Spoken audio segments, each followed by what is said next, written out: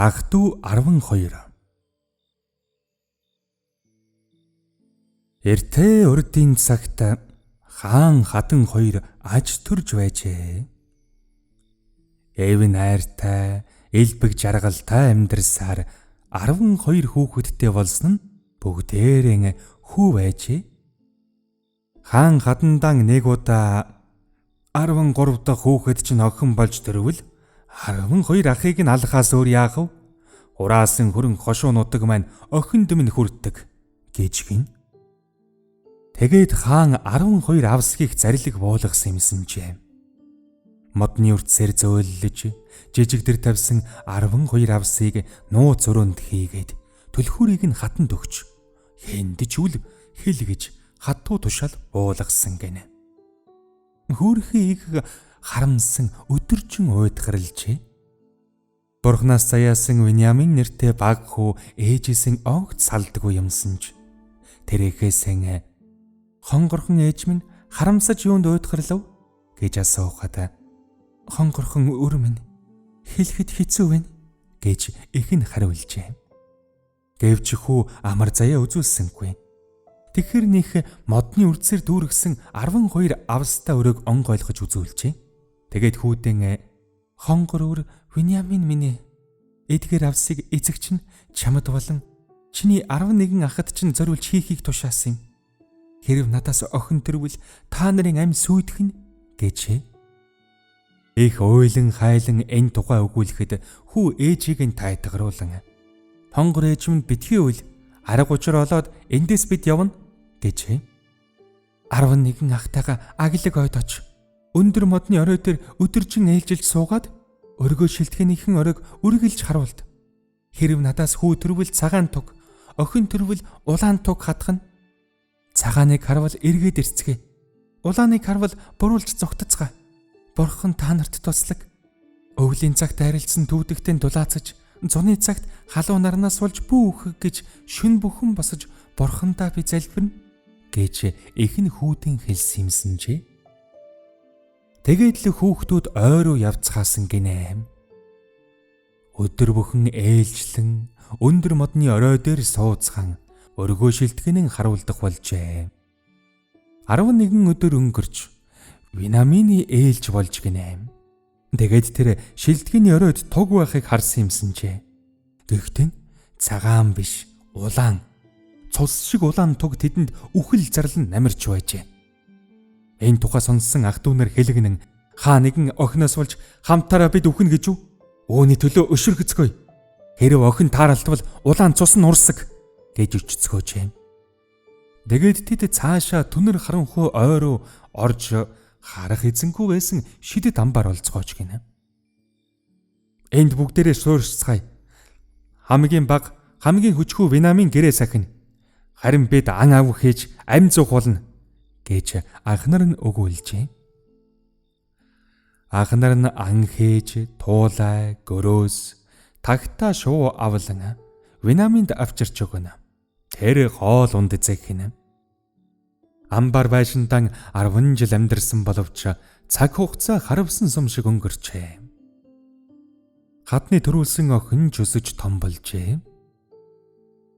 Тэр охин духан дээрэн алтан одтой цөөлөн сэтгэлтэй зөөрлөмгүй үдсгэлэнтэй байсан гинэ. Нэг удаа шилтгэнд юм угаах үед охин эрэгтэй хүний 12 цамц байхыг олж хараад эхээсэн аавд багадам 12 цамц хэнийг юм бэ гэж асууж гинэ. Ээжийн сэтгэл шаналан ингэж хариулж гинэ. Хонгорхон өр минь 12 ахын чинь цамц. Охин дэгт нь анхудаа сонсож байгаа 12 ах нар минь хаана угаа юм гэж асуусан гин. Бооролын хорвоогийн чухам хаана нь яваг бурхан л ганцаараа мэднэ гэж их охиндон хариулаад модны үрдсээр дүүргэн зөөлөн дэр тавьсан 12 австаа нууц өрөөг үзүүлж гинэ. Эдгээр авсыг ах нарт чинь зориулсан юм.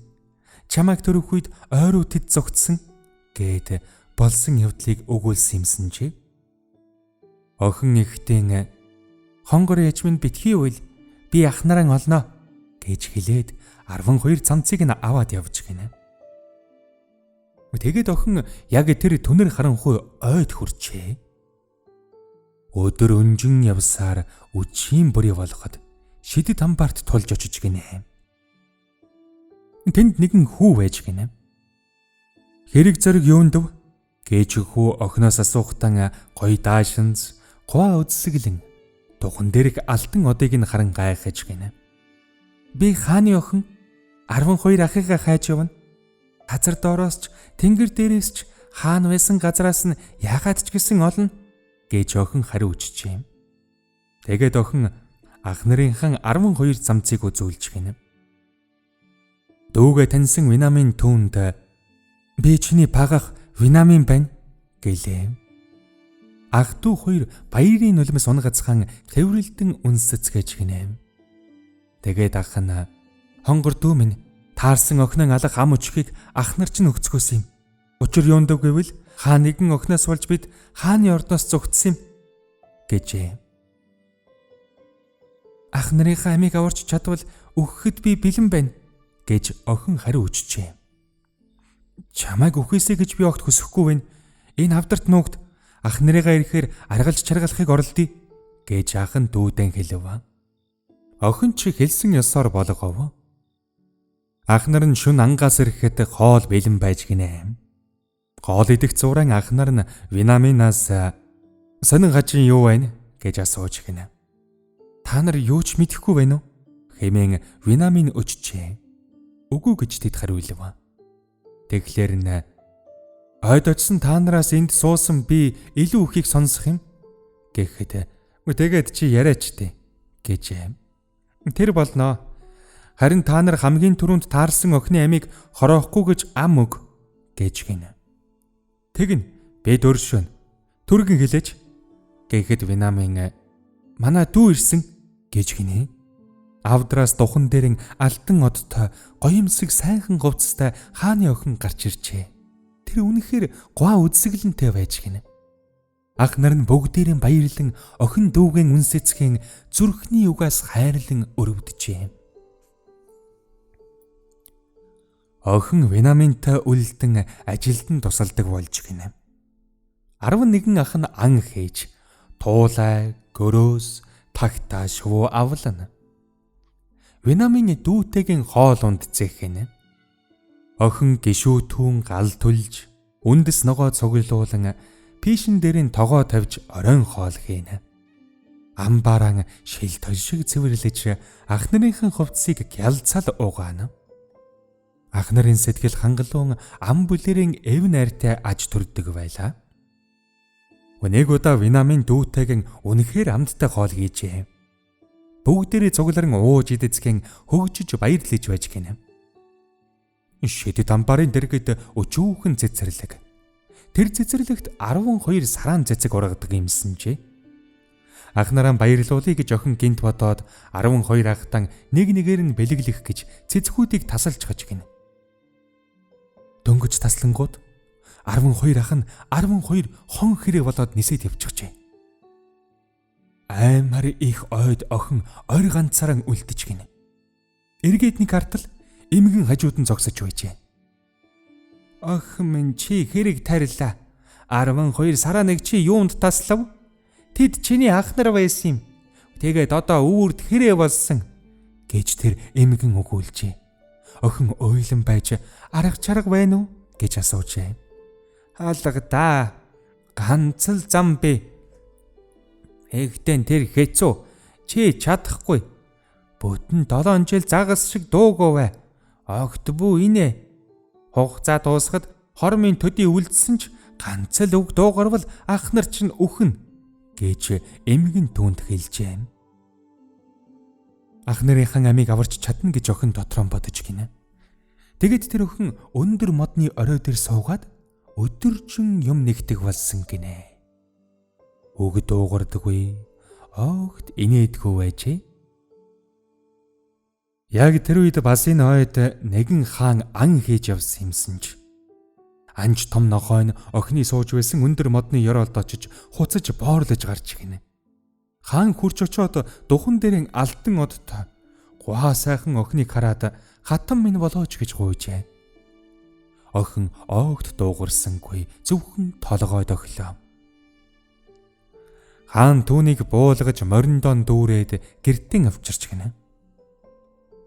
Нэжгэр хурим хийгээд авгай нөхөр болцгоожээ. Харин хатан нь оогт дуугарсангүй, юр инээсэнгүй. Тэгээд тэд 2 жилийн турш амар сайхан амьдарчээ. Хааны их муухай зантай хүн байж гинэ. Нэг удаа тэр юрдим гуйлагчтай ханилж суужээ чи. Чамаас нууц далд жохом юу хийдгийг хаанаас яаж мэдхв? Хэлгүй байсансан бол инээж ядахтаа болгосон.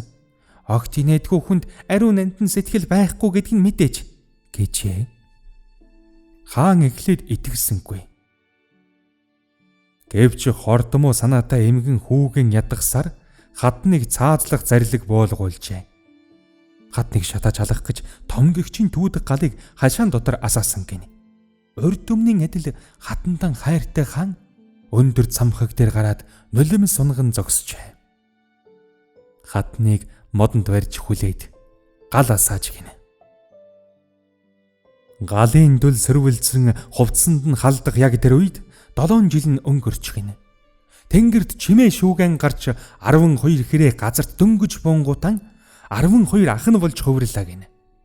12 ах нь үхээр юм уу галыг өтөр түргэн унтраагаад хайртай дүүгэн чөлөөлөн хайрлаж өрөвдөж гарчээ. Тэгээд хатан хаандан хамаг учраан ярьж гинэ. Учрыг мэдсэн хаан ухаан жолоогүй баярлжээ. Хаан хатан 2 өвгөн буурлууд болтлон амар сайхан жаргажээ. Харин хорон санаа дэмэгнийг халуун тос хортомогоотой торхонд хийж таглаад үхлийн муухайгаар тонилгосон юм гэдгээ.